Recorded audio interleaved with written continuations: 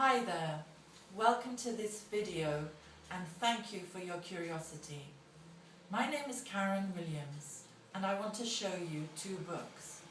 The first is my copy of Paulo Coelho's The Alchemist. The second book is a book I wrote and which came out last year in May 2011. It's called Treasure, A Soul Journey with the Alchemist, and is the true story of how Paulo's fable happened to me in real life. That's a pretty audacious thing to say, but you'll understand as we go on. Over a period of 14 years, I discovered the true meaning of Paulo Coelho's fable, but I also discovered that nobody seems to know the true meaning of Paulo's fable. Truth is very important. It's sacred, and there comes a time where it needs to be told. I feel with this video that this time has come. This is not about my ego, and this is not really about Paulo Coelho. This is not about selling my book either. It's about telling you the truth. But first, let's go back to The Alchemist. Paulo Coelho's The Alchemist. This book has sold 65 million copies worldwide in the last 24 years.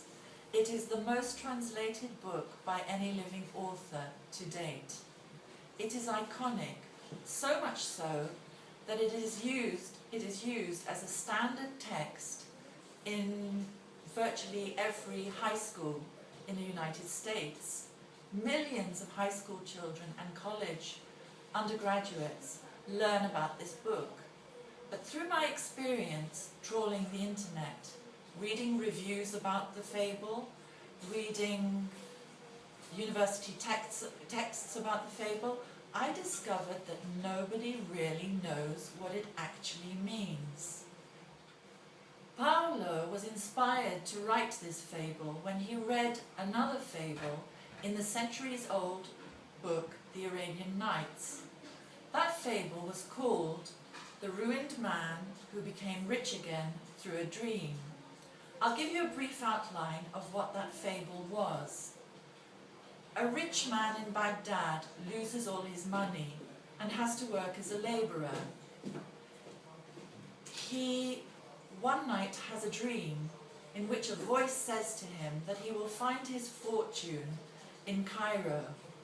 So, quickly, he makes the journey to Cairo, arriving there at night, and sleeps inside a mosque. A police chief finds him in the mosque and mistakes him for a thief. He gets beaten black and blue and almost to within an inch of his life by the police chief, and then put into prison for 3 days. When he's released from prison, there's a little conversation between him and the police chief. The police chief says, "Well, where do you come from?" The man says, "Baghdad." And then he goes on to say, "I had a dream one night and a voice said to me, 'Make a journey to Cairo and there you will find your fortune.'" Well, the police chief, true to form, thinks that this is really ridiculous, and he tells the man so. Not only that, but he tells him that he himself had had 3 dreams where he had been told by a voice that if he journeyed to Baghdad and he went into a garden and dug under a fountain, there under the fountain he would find a great fortune. But of course, he's a rational man. He's not so stupid to follow a dream. The man from Baghdad returns home to Baghdad, and sure enough, he goes into the garden of his house, digs under the fountain in his garden, and finds the fortune that the police chief was talking about. The last words of this fable are the following: "And thus Allah gave him abundant fortune, and a marvelous coincidence occurred." The last words of the story: "And a marvelous coincidence occurred." Well, those kinds of coincidences happened to me and that's why I wrote my book, Treasure. I had never heard of Paulo Coelho or his book, The Alchemist, in 1995. But in 1995, I was living in Andalusia. I wasn't a shepherd, and my name wasn't Santiago. But I lived halfway up a mountainside, with a mountain village at the very top of the mountain. That village had a Moorish fortress, and if you went out onto the road and looked west, about 8 kilometers down the road, you could see a Moorish castle on a hill. The really strange thing about where I lived was that on an adjacent hill there was a magical ruin. I didn't know what it was. I didn't know if it was a church. I didn't know if it was a house, but it was very old and very ruined. More coincidences. One day in 1995, I went up to my ruin. This was a place I loved to go to. It was a place that I could connect with God, where I could pray, where I could just feel the universe. That night, when I came down from my ruin, I had a dream. I dreamt that I was reborn. Okay, so far so good. Next coincidence. This dream catapulted me onto a desire to make a journey. So I went to Tangiers, just like Santiago. I took a ferry and crossed the Gibraltar Straits and went to Tangier, just like Santiago. I didn't stay in Tangier for ages. In fact, it was just a day. But I did do those things. After that trip, 2 months later, I found myself in a desert, a metaphorical desert, while I was waiting to go to a land of pyramids. It wasn't Egypt, but it was a land of pyramids, and there were real pyramids there. Now, that was the beginning of my odyssey. Now I know that what happened was that Paulo Coelho, with his intuition, dived into the soul of the world when he was writing The Alchemist, and he predicted the future. He didn't know he was doing this, but that's exactly what happened when he entered the soul of the world. He predicted the future. My odyssey turned into more than 14 years of searching for the real meaning of The Alchemist. And I found it. What I discovered was that Santiago was in search of soul rebirth.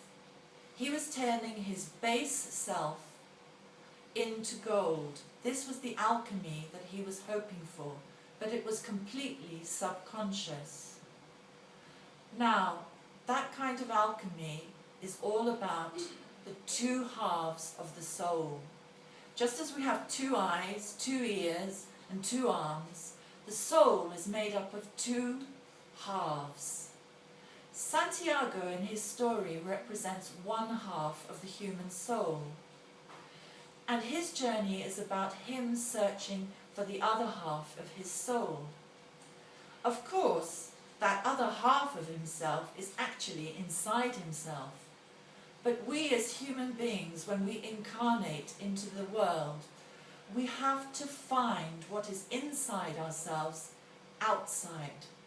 So Santiago goes on a journey to meet the external manifestation of the other half of his soul. These 2 halves, I give names. Santiago is the mystical half of the soul. The leader of the refugees at the end of the book, who leads his beating, is the material half of the soul. Now, most people think that the book is about Santiago's journey. In fact, everything you read on the internet is about that. And yes, that is true. But actually, the most important part of the story is the beating Santiago receives right at the end of the story. That beating is when Santiago, mystical Santiago, meets material leader of the refugees, and Santiago meets his shadow, he is beaten by his own shadow. The shadow, of course, is the material part of ourselves, the ego, fear, power, lust, envy, all these things. When Santiago gets beaten by his own shadow, which he receives from the leader of the refugees, at that moment he suddenly realizes where his treasure really is. And that treasure, he realizes, is his own precious life. When he abandons his quest, that is when he receives his treasure. And he receives it from the material half of his soul. That is the true meaning of The Alchemist. There is more, but there's no time to tell you. I hope that this has been interesting.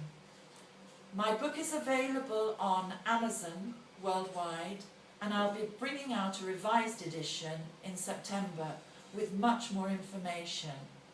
Thank you for listening. I really appreciate it. Bye.